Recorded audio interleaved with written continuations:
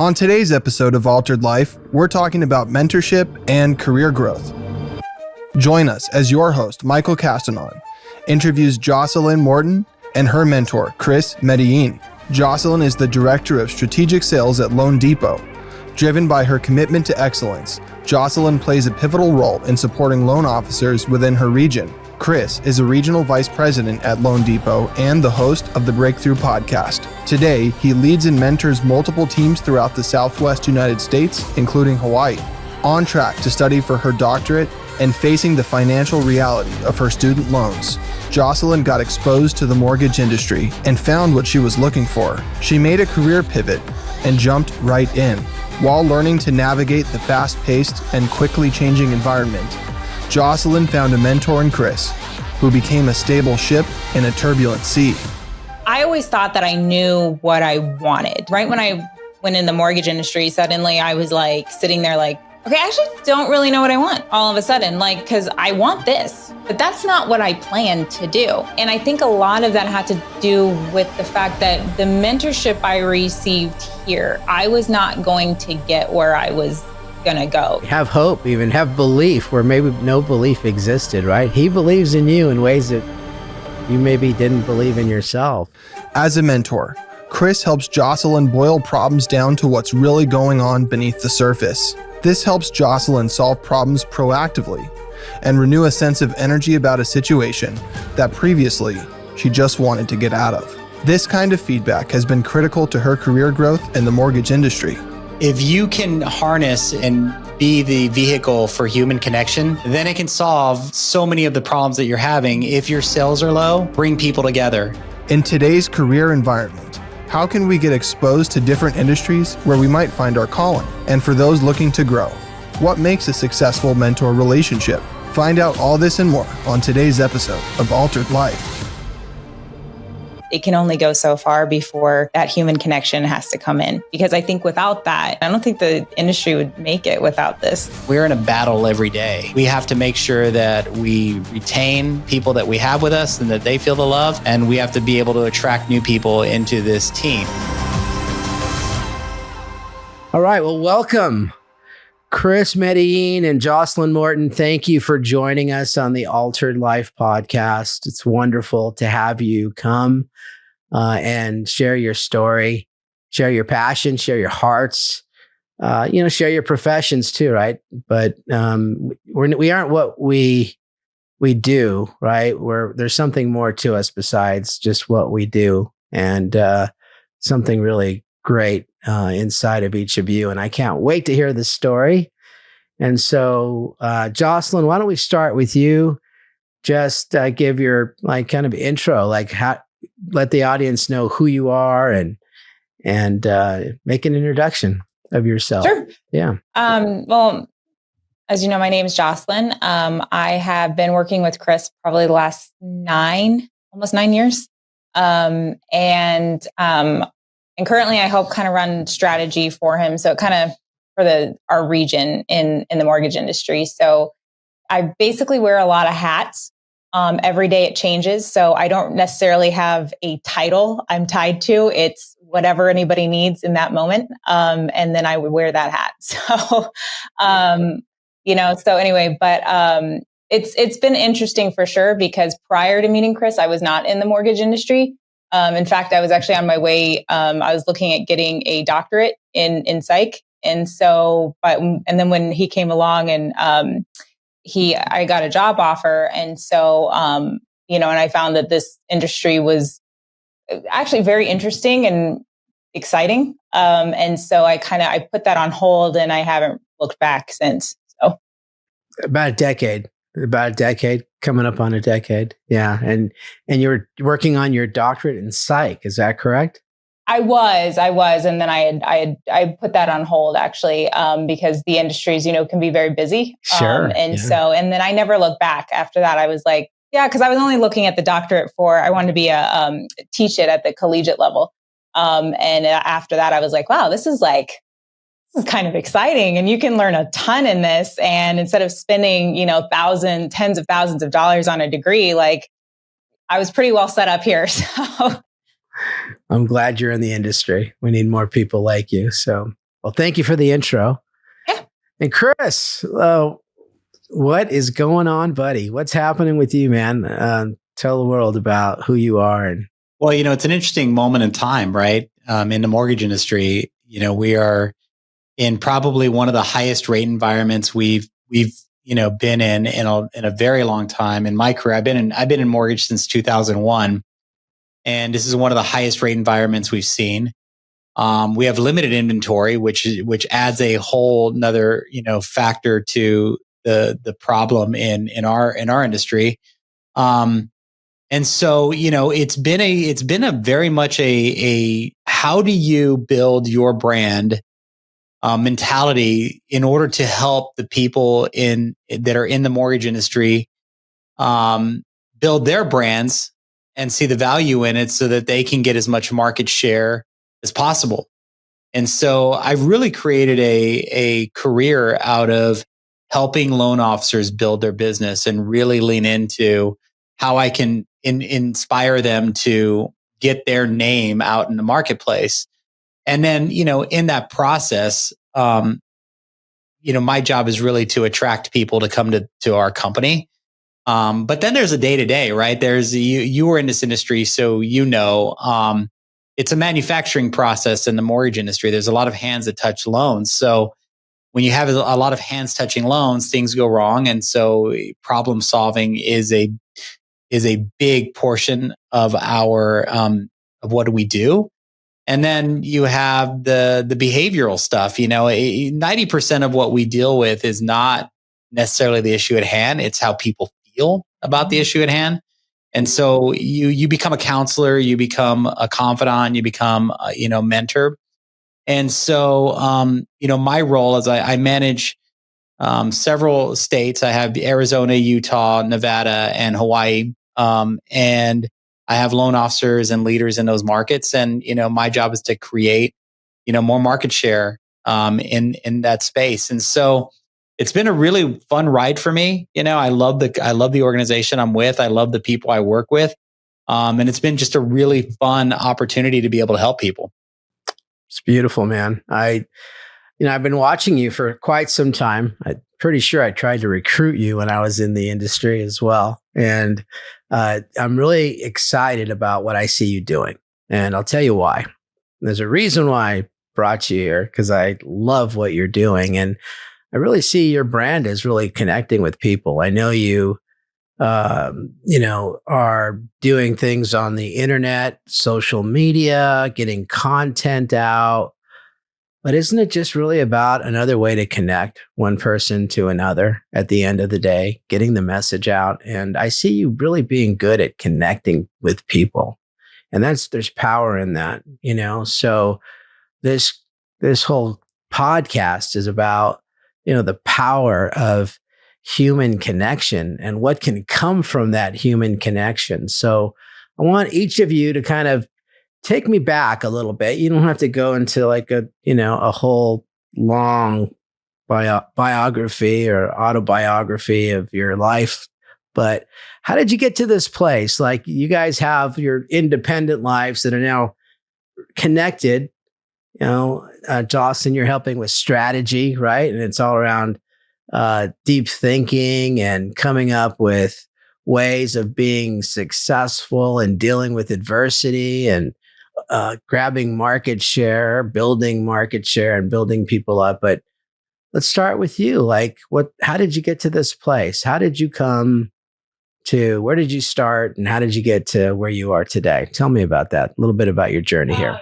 Like I said before, I just graduated got my master's, and then I had, I was looking for something while I was, going the doctorate route. And, I kind of got to the point where I realized how expensive it was to continue. And it just didn't seem logical that I would spend that amount of money to just be earning that same amount back every year. And I hadn't at that point found anything that exciting, right? And so most of the time I spent because previous to that, for 7 years, I had spent most of my life in a book, and studying and doing all of those things. And so when I discovered the mortgage industry, it was very exciting. And there were a lot of amazing people that I started to meet through that. And I became addicted to it because it was always changing. There was something it was almost like being in school again. I was always learning something new.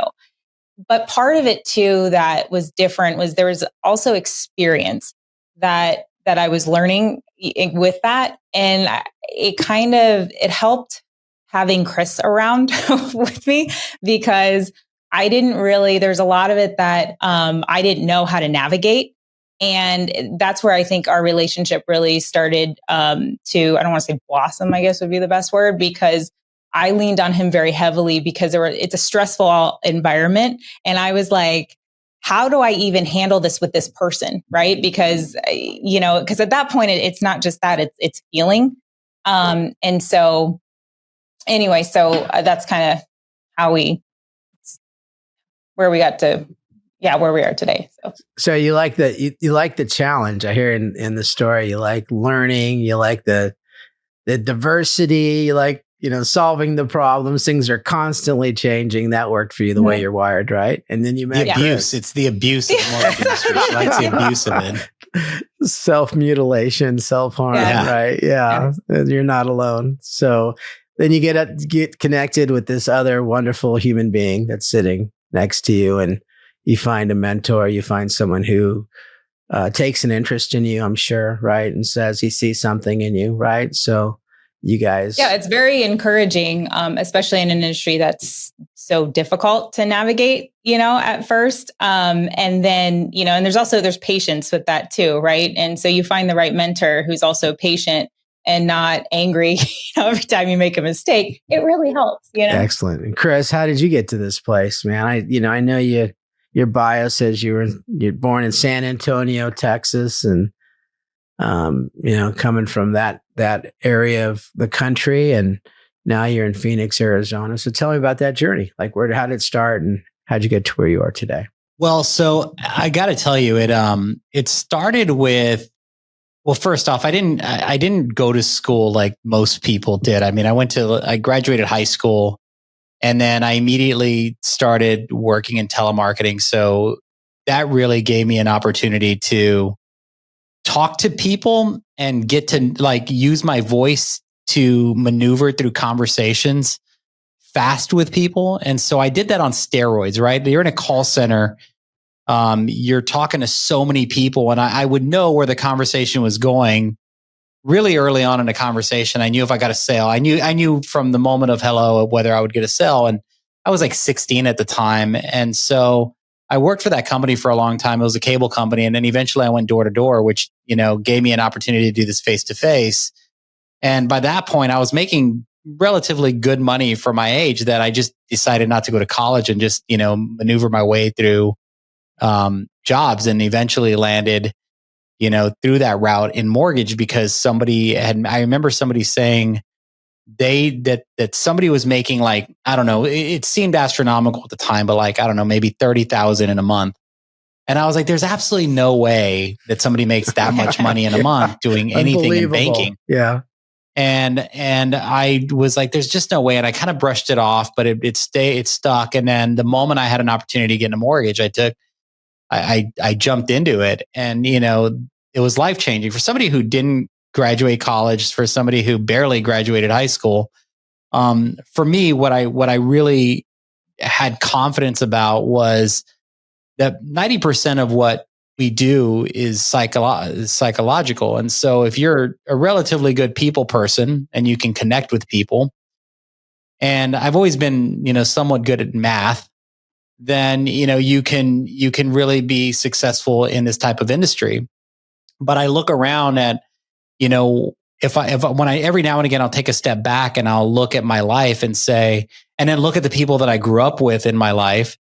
And I'm always surprised, I cannot believe I live the lifestyle that I live, when I compare it to the people that I grew up with, because my chances were slim to none. I grew up in a gang infested, community. Most of my friends were going to jail. Most of my friends were in gangs. And I was able to figure out a way to just get out of that and live a completely different lifestyle. So that took me from San Antonio. I moved around city to city working with Chase at the time, and somehow landed in Tempe and stayed in Arizona since then. And so it's been a really interesting ride for me, but I really enjoy the fact that I was able to do it, considering, where it should have gone, or where I think most people would have allowed it to go. Yeah. Wow. What a story. A lot in there. So is it fair to say, I'm assuming, I'm digging a little deeper. Is there, what, did you grow up in like poverty? Would you say, were you, did you grow up? No, I mean, here's what's interesting about that, because I've given that a lot of thought. My dad worked as a tire sales guy, and he was like a legit tire sales guy. He worked for a Firestone.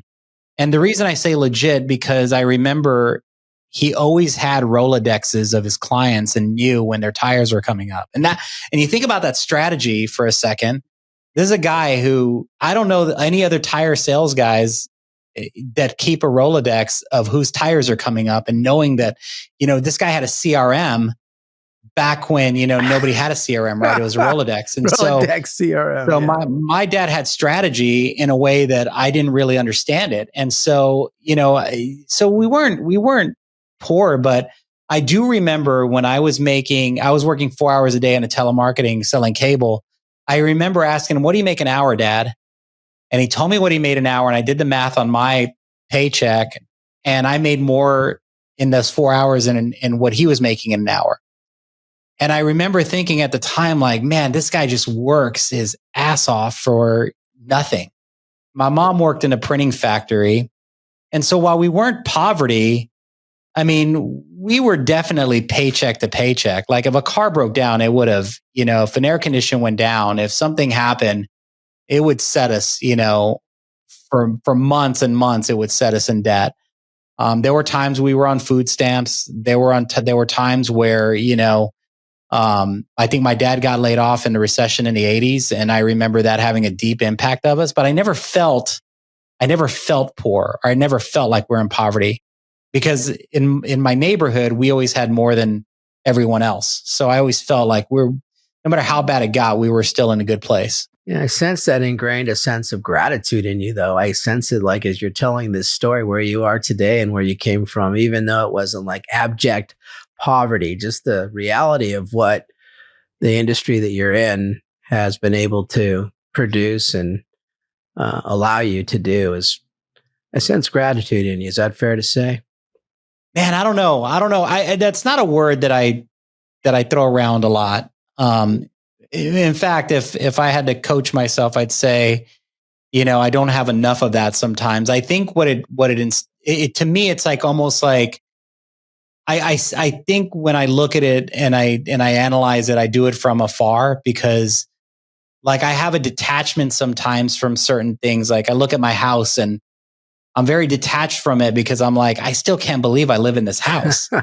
Like I can't, like, I'll look at it and I'm like, yeah, I don't know. I mean, I know I live here. I know my name's on a mortgage. I know I'm on a title, but I still can't believe I live here. Right. So there is like and there's the legit detachment. It's not like I'm like walking around with a sense of pride. I'm like, I can go poor tomorrow if I had to, and quickly if I needed to.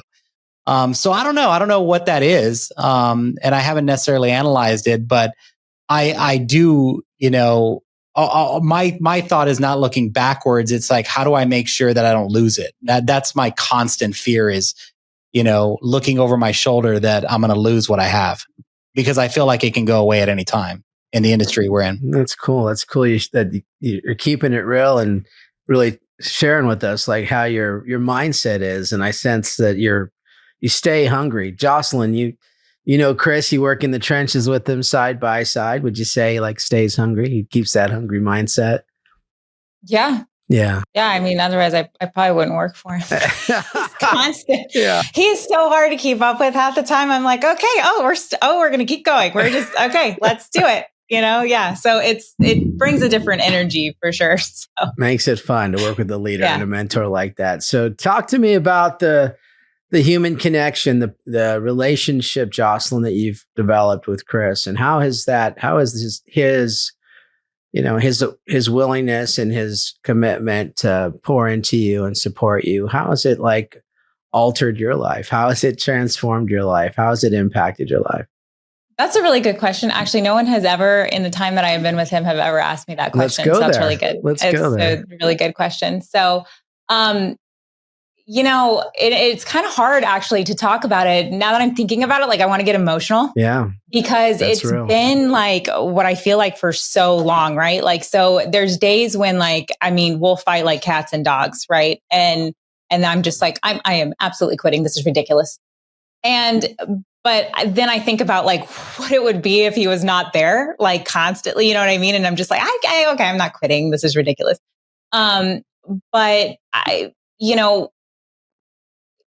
I always thought that I knew what I wanted. Like I had, from the time I was a kid, I was like, okay, I am going to be this person. I'm going to have this degree, and this is how my life is going to go. And right when I went in the mortgage industry, suddenly I was like sitting there like, okay, I actually don't really know what I want all of a sudden, like, because I want this, but that's not what I planned to do. And I think a lot of that had to do with the fact that the mentorship I received here, I was not going to get where I was going to go, in my opinion. And maybe I could have, I don't know. But, because I remember the first time I had made a major mistake on a file. And I remember I went to him crying, like I was freaking out that this was like, I'm getting fired. I have made a huge mistake. And he's like, well, let me ask you a question. Are you ever going to do that again? And I was like, no, never. And he was like, okay, well then let's not worry about it. And I was like, okay, that was weird. No one's ever done that before. So, and I remember that, and that one stuck with me. And I remember, and every milestone that we've ever gone through like job changes and like position changes and everything, he's always made me a part of the conversation, valued my opinion and what I had to say about it.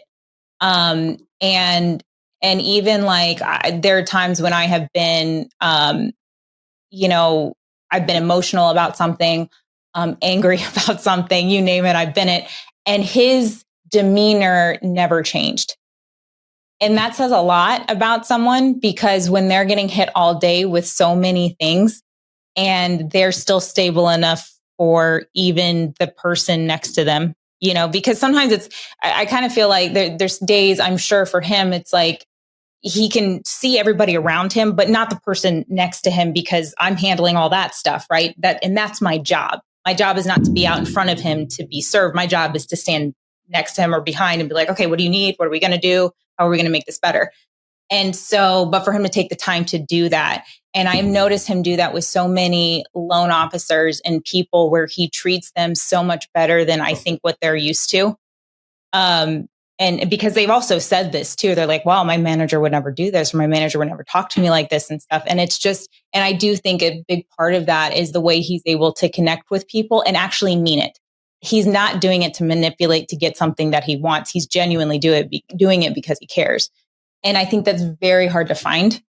And so I have a ton of respect for that, because that was not something I ever thought. I've never seen somebody have that much patience. And so I didn't think that it was like a thing. And then it just made me want to be better. So anyway, does that answer the question? It does. I mean, I sense he's touched you in ways that you didn't think you were going to be impacted, and how the effect it's had on you, and how he's been gracious and patient and supportive. And I mean, that does have, a significant impact, and it helps to cause us to be connected and to grow and have hope, even have belief where maybe no belief existed, right? He believes in you in ways that you maybe didn't believe in yourself. So that's a great story. Chris, I just want to tell you, like, and encourage you, man, like leaders, the world needs more leaders like Jocelyn just described. And so be encouraged that has helped people's lives become transformed. And Good work, man. That's great. And you can't fake it. It's got to be real too, right, Jocelyn? In that moment, like it can't be like, it can't be fake. It has to be real and it has to be authentic. And that's when especially during the ups and downs. Cause that's, I think, when you're going to see it is because it's kind of like when somebody cuts you off. Yeah. You don't know what you were really holding on to until somebody cuts you off when you're driving. Then all of a sudden you're mad. It comes out. Yeah. You're like, oh, I didn't know that was in there. Okay, great. Yeah. Some choice words and emotions. Right. Yeah. So Chris, how did your relationship with Jocelyn? How's it been? Like, what's it done for you? Like, what are you getting from that mentorship, mentoring and pouring in and serving and the servant leadership I see in you? How, what's the byproduct for you? What's the output there? Well, you asked that question in an interesting way. And I appreciate it. I just, I've never really thought about it from that perspective. I think, our roles and what we do every day, just kind of fall into place from an instinctual perspective. I have a little bit of wisdom about this industry, and then there's a lot of things that I don't have. And so what I've really tried to do is surround myself with people that I believe are smarter than me, people that I think that I might have to work for one day. And, I always kind of joke around like one day, 20 years from now, one of your employees is going to ask you, why is that guy in the back, working here still? And it's like, well, because I owe him one and we told him we keep him on the books. And I'm hoping that that's me in the back corner, the old man that somebody's keeping on the books to just, because I don't want to be at home all day bored. But I think the idea for me with Jocelyn and with anybody really is, I want to be able to inspire somebody to look beyond themselves and think at a higher level and push them to that. I think some of the, when Jocelyn's been at the breaking point, I've always said, I think you can handle this. Like, I really do believe that you got this.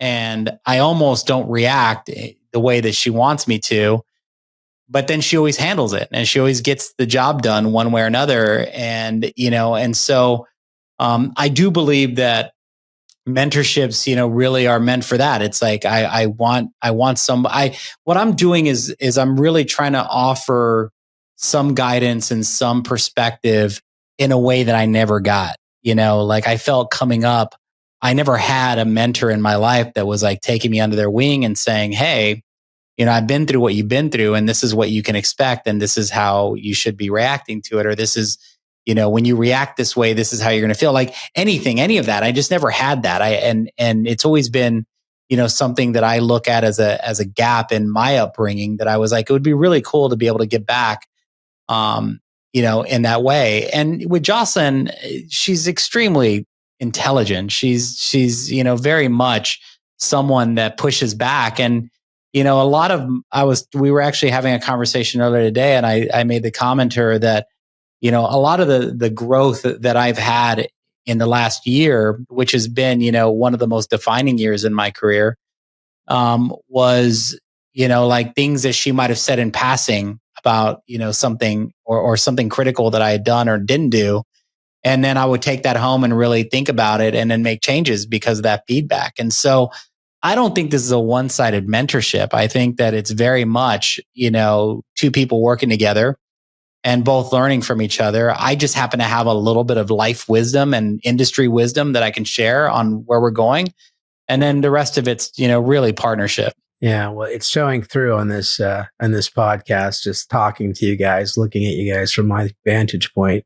It's real. And I can see the connection. And I'm interested, Jocelyn, like what are the top 3, things that you've gained in working with Chris? Not like so much in your professional side, but maybe in your personhood. Like what have you gained like from that relationship? What are the top 3 things?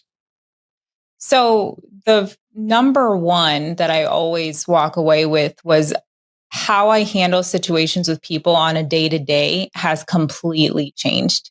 And that was from watching how he handles conflict resolution. Actually, that's more the term I'm looking for, because I did not, I love both of my parents and they're phenomenal people, but my mother struggled with some mental health. And so I watched a lot of those reactions and interactions, and they were not very healthy, right? With many people.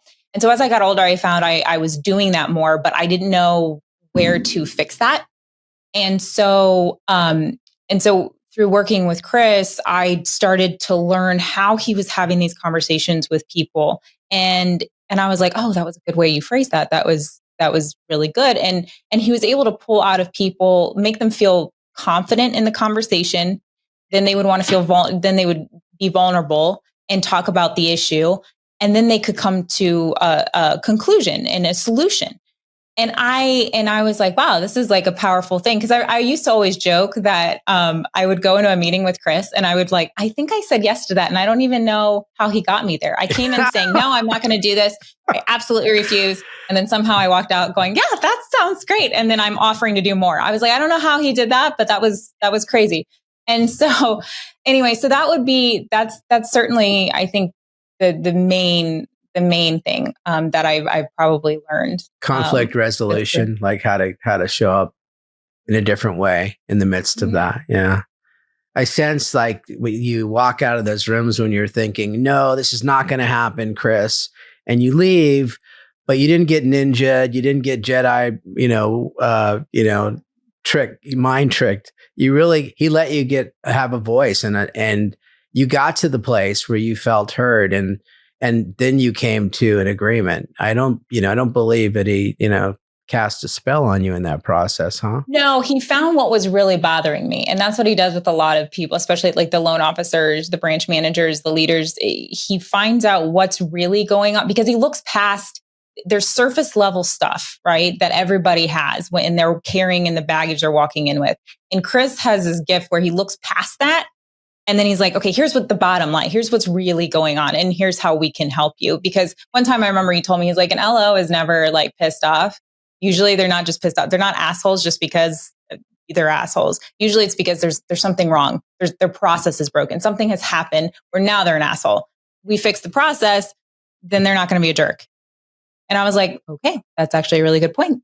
And I think that's held true for a majority of people we've worked with. So excellent. Chris, what have you gotten from, the relationship with Jocelyn? What would be some things you'd like to point out, your takeaways? Yeah, I think one of the things that, I didn't realize that I did is, this year has been very much a transformation year. For me, I stopped drinking, which was a really big deal for me. And so as I started to do that, I started to have to figure out how to cope with normal emotions in a way that I probably never in 30 years of growing up in the industry and as an adult ever had to really deal with. And so, Jocelyn would say like, you every time stress happens, you fill up your calendar.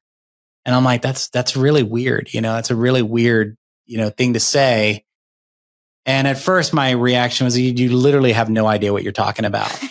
So I said it in my head, maybe out loud. I don't know. But like at the end of the day, I started thinking about it and I was like, I think that's my, that's a trigger for me. Like my back gets against a wall and I immediately my coping mechanism turned to how do I just stay as busy as possible, not to have to deal with it and sit alone with my thoughts. And so through that, like unbeknownst to her, that led me down a path of, I have to sit alone with my thoughts. I have to, now, one of the things that, I do is really, I've worked with Jocelyn on it. Like, you have to give me breaks in my day, as we're working with my calendar. So she'll have like, catch up or meditate or eat something, so she'll put these breaks in my calendar that are reminders for me to take a moment and just stop doing what I'm, doing. So, for me, that's really a good, indicator of, kind of going a little bit further and figuring out, okay, she recognized, a problem, because I don't think when I'm doing, going back to back in meetings without, any sort of breaks, that's effective for the next meeting and then the meeting after that. And then I'll give you a really good example of this. We rescheduled this podcast mainly because of that. I looked at the calendar and she looked at the calendar and I was like, I have literally no breaks today. Like I need to, she's like, well, you kind of did this yourself because you kept booking stuff. So like, I think that, I think that like having that balance of somebody that can say, hey, you're starting to be ineffective, and having the confidence and the openness to be able to tell me that, it's been, there's like hundreds of little anecdotes that she's done like that.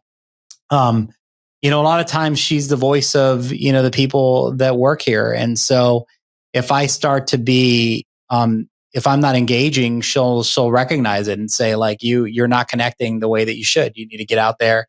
The more people need to see you. You've been traveling too much, and so little things like that are helpful, or she'll hear like, we haven't seen Chris, and in those things are like, now how do we take that and get Chris to understand, that we need to get him out, talking to people. So having that openness and confidence to be able to tell me those things is critical, because, somebody could let me just fail and watch me fail. And so I made the comment, I think I did a piece of content about it too. Like I was like, if somebody's giving you feedback, that's them telling you they care about you, because the opposite is not telling you, and you can continuing to, be a dipshit or whatever it is, hopefully you can edit out any cuss words, but like, I always think that having the ability to give somebody feedback is big. And she's been a good proponent of that. You guys are just killing it right now. You're bringing such good stuff to the world right now, especially to the mortgage industry. Very rarely can we get really real and authentic like this. It looks glamorous, right? You've been spending decades in that industry, Chris, and I have, I've been there too. And it looks glamorous. The money's good, the opportunity, the power, the prestige, but without this kind of stuff, the purpose and the people and the connection, it doesn't have, all that it could have, right? There's so much more to this. And the pride of home ownership is a big driver, right? That's like always driving us when we're getting into the industry too. Besides the monetary gains, there's really like helping people get into their homes is really something that really propelled me and carried me and kept me in the industry. I look at the industry and I think of, the industry is comprised of three things, really, right? You have people, process, and technology. Outside of the loan products and the money aspect, right? The market, the capital market side. But you have people, process, and technology. And I always felt like the most important of those three pillars was people. And, as we are working in this industry, you work in this industry today. And I remember before I came into this industry and was in the mortgage world, there's always this threat of technology was going to take over. It's going to actually, make people no longer relevant. And it was going to make people obscure. Well, how's that working? Is that even like you guys are there today? Is that still a threat, or is that even possible? No, I don't think the consumer that I deal with is ready to go fully, AI or fully integrated into a digital platform. I think when it comes to the type of deals that we're doing, first time home buyers, that's not something that an AI today can walk them through the emotional process of buying a home. You're sitting in a rural area, that's a different type of product that you have to work with. Every local market, there's hundreds upon hundreds of down payment assistance programs that are very specific to the geographic area that come and go. Like, there's funds, there's not funds, while I think that AI has a place in the mortgage industry from an underwriting perspective. And, I think that'll simplify and reduce the cost of manufacturing loans, because what you have people reviewing today, that can be done by a machine. The human aspect and the emotional aspect of the home you live in, and the road to get to that home that you live in, in my opinion, while I think that there's a place for the digital mortgage, I think that there's a large population of people, including millennials and young adults, that need and expect that hand-holding process, that want to talk to a human, and want to have an emotional connection through that process, because it is hard. It is a long road to get to it, and I don't think that a machine can do that today. I'm not threatened in my career. I'm not threatened by that. Yeah, I agree with you, and I tell you, you're really touching on something very important, and this is. Making the biggest purchase in your life is somewhat emotional in of itself, isn't it? I mean, that just stirs up all kinds of emotions. You're outside your comfort zone. Are you supposed to do that, on your own with a bot, a chat bot or AI interface? That would be very difficult for any, person to do. I mean, some personality types, they could probably do that, but specifically like first-time home buyers, could you imagine walking through that, navigating through that alone? So, Jocelyn, how do you help people, talking about human connection? How do you help people in that really important moment of truth, right? They're like, I got to make this decision. This is everything is riding on this decision. How do you support them through that emotionally? Well, that's a good question. I mean, it depends, because depending on what they're going through, right? There's a lot going on. And oftentimes I found that they want you to be able to listen. But in order for them to feel comfortable doing that, you also have to have a value add as well, which is because sometimes, people are calling you because it's like, hey, I don't know how to navigate here or do this, right? It's something logistical that they don't know where to go or who to ask, right? And from that, being able to assist them with those little things builds up to small conversations, where, we, from time to time, I'll talk to a branch manager and they're like, okay, I need to do this, this, and this, but how should we, how do we do this? And then, this loan officer is mad about this, and how should we, and all of that, there's a lot of anxiety around it.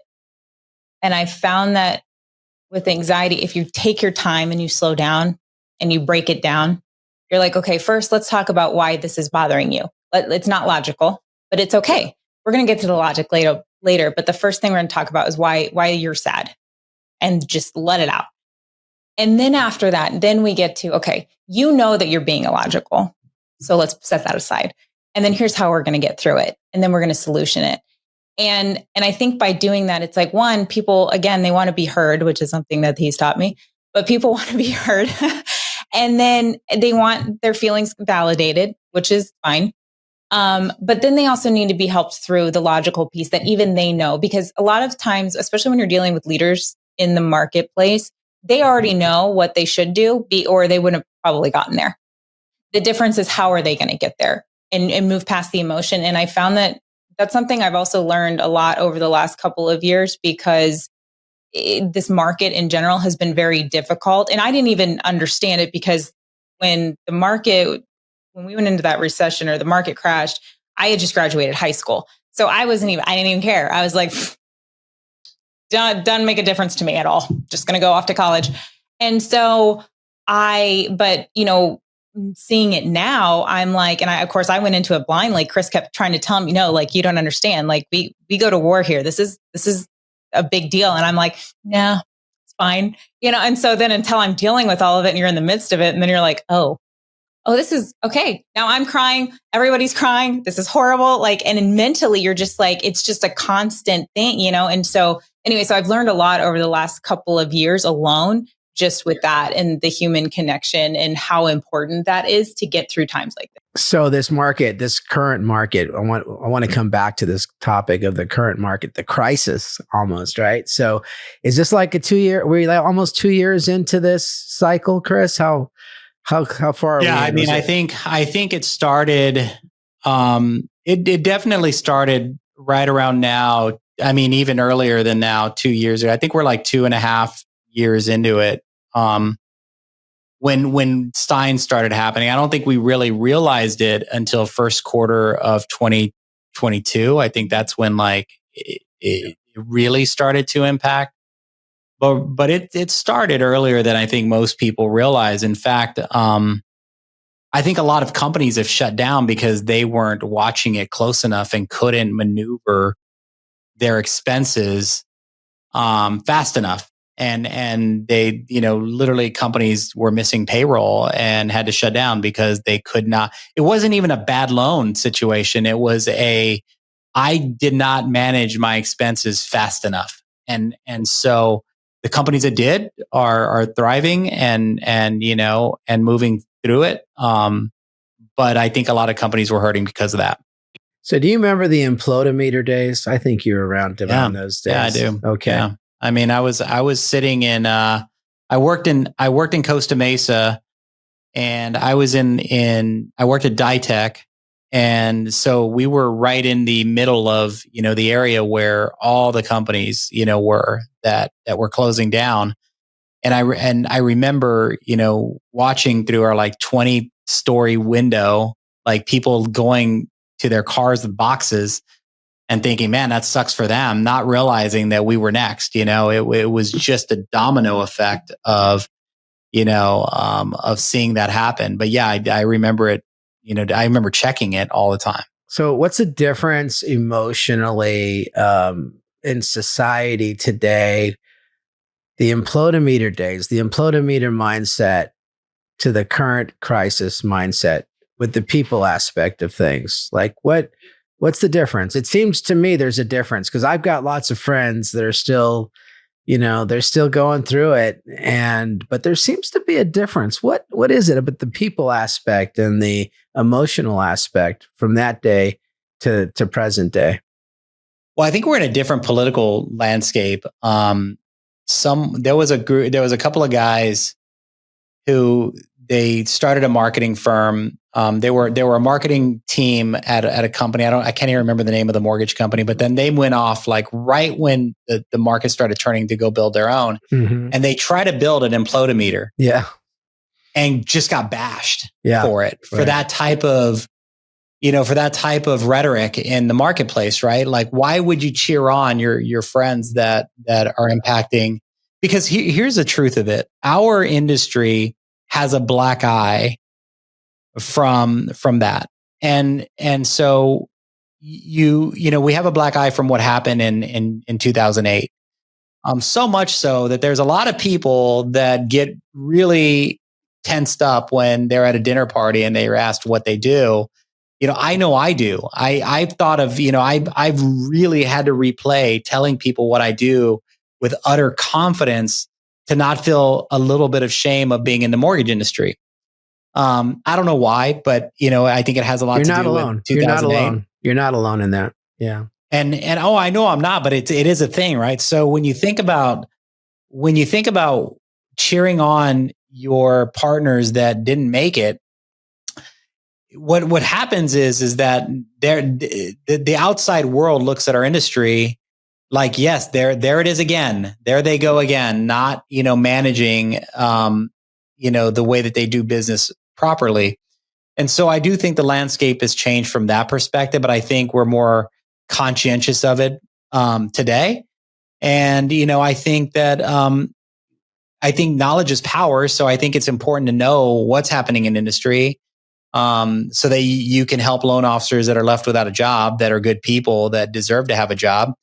But I also I don't think that, at least I think that there's a more of awareness to be approach it with a level of empathy. Oh, you said that the right maybe thing. we didn't have back in 2008. Dude, I was just drilling down to having a more empathetic approach, and I just see it in you both. It's amazing. And I think, as Jocelyn, you're talking about like the borrower, the client, like I just sensed like an empathetic style, like, being more empathetic even with the borrower. Now, I think we learned from the implodometer days, right? That, we got to be more empathetic. We got to, we just have to be more empathetic. And I just see it in both of you, and the connection is strong. You're doing such great work. You are just validating what I've seen in everything you're putting out in the internet and your brand. And this is like we're pulling back the curtain today. It's really cool because, what you've been doing on the internet is a little more like produced, but this is the heart of what you're doing. And it's amazing. And this is why it's special. This is why it's enduring. And I want to encourage you guys not to let that go. If you had one thing to say, each of you, on the power of human connection and, to your peers in the industry or maybe beyond, what's the one message you want to get across to people that are wanting to know more about this human connection, what it can do for you? Well, I mean, certainly don't take it for granted, because I feel like that's what I have done in the past, because I was like, oh, I don't need it. Was, kind of, that's usually how I felt, like it's unnecessary, right? And get the job done without it. But this industry has completely proved me wrong, and how valuable it is to, and honestly, how good you feel about the job you're doing at the end of it. Because I think without that, you wouldn't have it, honestly. And I don't think the industry would make it without this. It wouldn't survive. And so, which is why I think, just to your point, when you're talking about technology, that it can only go so far before that human connection has to come in. Yeah. And that empathy. Yeah. So, thank you, Chris. Human connection is everything. I think that if you can harness and be the vehicle for human connection, then it can solve so many of the problems that you're having. If your sales are low, bring people together. And if your culture is struggling, bring people together. If you're struggling, be around more people. If you are sad, get outside, get in front of more people. Energy is, through people connection, is everything. And so one of my philosophies has always been, once I'm stuck, all I have to do is get around people and the problems will solve themselves. And so I think if you can really focus in on, human connection as a healer and as, what's going to keep yourself thriving, people can label it so many things. I love the more hands you shake, the more money you're going to make. But I think if you kind of take that ideology from an emotional perspective, it's the same thing. The more people you're going to be around, the more successful you're going to be, the better you're going to feel. Beautifully said, both of you. Wonderful.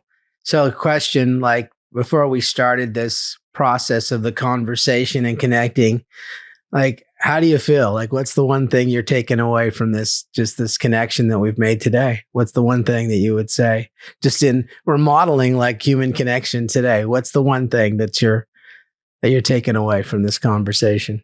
well, I mean, I didn't really realize, because when he was doing this podcast, right? I was like, had to kind of Google, like, what are we doing? What are we doing here? Yeah, what's this about? What's this for?